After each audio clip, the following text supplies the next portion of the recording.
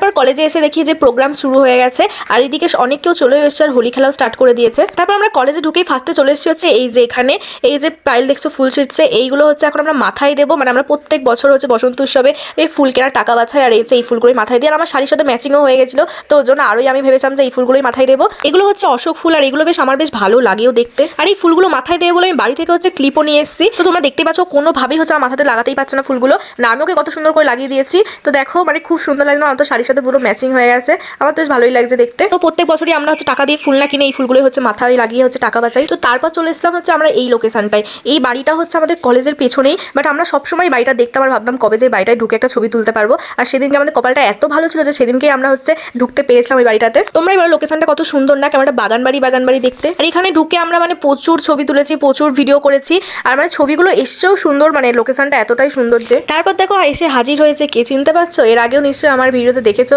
আমাদের কলেজের রোমিও। তারপর হচ্ছে কিশোরী গান, তো আমি আর পায়েল হচ্ছে থাকতে না পারে একটু নেচেও নিলাম কিশোরী গানে। তারপর চলে এসেছিল হচ্ছে অর্পিতা, ওকেও আমি হাত ধরে টেনে নাচতে শুরু করে দিয়েছিলাম। তো এসেছিল মেন হচ্ছে আবির মাখাতে আমাকে, তো একটু আমাকে আবির মাখালো, আমি ওকে একটু আবির মাখিয়ে